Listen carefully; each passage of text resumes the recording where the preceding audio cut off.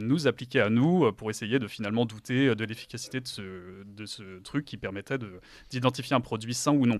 Et en politique, on utilise un petit peu les mêmes manières, c'est des méthodes de manipulation et c'est très, très connu. Et Darmanin est un spécialiste, mais le problème c'est que voilà, les perches sont un peu grosses, quoi. Oui, mais les gens ont la mémoire très courte, donc d'un épisode à l'autre, on s'en souvient plus. Et puis surtout, ça marche. Enfin, je veux dire, ça rentre. Il y a quand même une efficacité de ce genre de manipulation. C'est ça qui est terrible. Oui, et la mémoire politique en moyenne chez le Français lambda, c'est 6 mois. On passe très vite. Oui. C'est humain. Hein. On passe humainement, on passe d'une chose à l'autre. On tourne la page. C'est parce que le cerveau est très sélectif. Ouais, parce que combien de fois on se dit, mais enfin avec ce scandale-là, il va se passer quelque chose. Enfin, c'est tellement énorme, c'est tellement. Puis, non, là-dessus, ils sont très forts. C'est comme les faits divers qui s'accumulent et on finit par les oublier, forcément. Et c'est triste. Hein, mais et pareil pour les scandales politiques. Et on n'arrive pas à faire le lien entre les décisions qui sont prises, et notamment à Mayotte, hein, l'opération Wambushu, avant que les médias en reparlent récemment.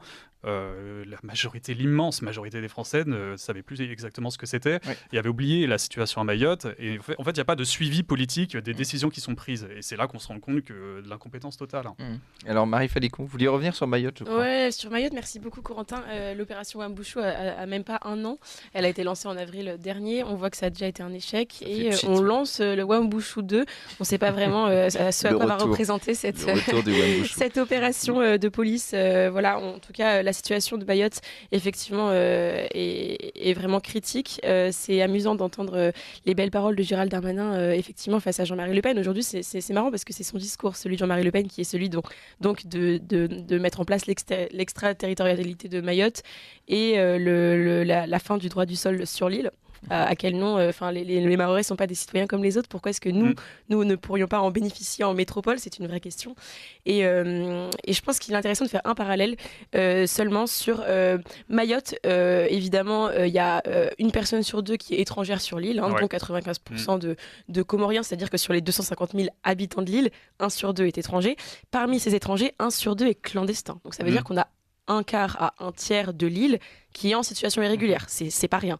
Mais c'est pas rien, mais c'est aussi l'équivalent en Seine-Saint-Denis. Figurez-vous que un quart de la population en Seine-Saint-Denis, selon une étude de parlementaires sur le sujet, est aussi en situation irrégulière. Donc ce qui se passe à Mayotte, en tout cas, on voit en termes de chiffres que c'est présent en tout cas en Seine-Saint-Denis, et donc peut-être que l'explosion de violence continuera de se répandre en métropole. En tout cas, ce que vit Mayotte, je pense qu'on en est... On y arrive en tout cas en métropole, malheureusement, voilà, les chiffres parlent d'eux-mêmes. Avec une situation Mayotte, une concentration encore plus terrible, parce que là vous parlez de la Seine-Saint-Denis notamment, donc il y a des barres d'immeubles, donc les gens sont plus espacés. Là, il y a véritablement une concentration de l'archipel, et les gens ne peuvent pas fuir. C'est ça, pour la Seine-Saint-Denis, heureusement pour eux, entre guillemets, on va pouvoir les répandre dans les campagnes grâce aux associations Ville Thaïs, financées par exemple la région Auvergne-Rhône-Alpes de Laurent Wauquiez. Donc oui, peut-être que sur cet archipel, ils sont particulièrement isolés et seuls, effectivement. Mais les gens de Seine-Saint-Denis qui étaient et qui ont subi donc ce remplacement de population sont partis des banlieues. Là, les Mahorais sont là depuis toujours et ne peuvent pas fuir.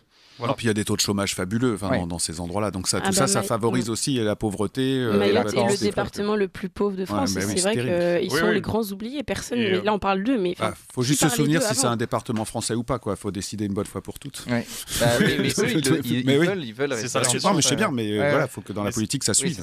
Mais c'est vrai que par rapport à la France, c'est extrêmement pauvre. Mais il faut se dire aussi, c'est ce que disait Charlotte Dornelas dans ses chroniques, c'est que par rapport aux Comores et par rapport au Soudan ou d'autres, Somalie, c'est 3 fois, 4 fois plus en termes de niveau de vie. C'est pour ça qu'il y a un appel d'air migratoire énorme et que forcément, quand on est dans la peau d'un Comorien, on n'a qu'une envie, c'est d'aller à Mayotte. Ça reste attrayant. Ça reste extrêmement attrayant et un Mahorais est extrêmement riche par rapport à un Comorien. Donc, mais c'est bien, pour désengorger l'île, maintenant les demandeurs d'asile vont être envoyés en métropole. Merci Gérald Darmanin. Ça fait aussi partie des annonces, parce qu'on parle du droit du sol et de sa suppression, mais on ne parle pas de l'envoi de ces demandeurs d'asile en métropole. Donc ça va nous arriver aussi. Il y a quelque chose, j'ai pas répondu à cette question. Les demandeurs d'asile qu'on va envoyer en métropole, ils devront payer eux-mêmes leur billet d'avion ou pas? Ça, c'est une question dont personne ne parle. C'est une bonne question. Parce que c'est une vraie différence, parce que s'ils doivent payer, si en plus on leur paye le billet d'avion, c'est scandaleux. S'ils doivent payer le billet d'avion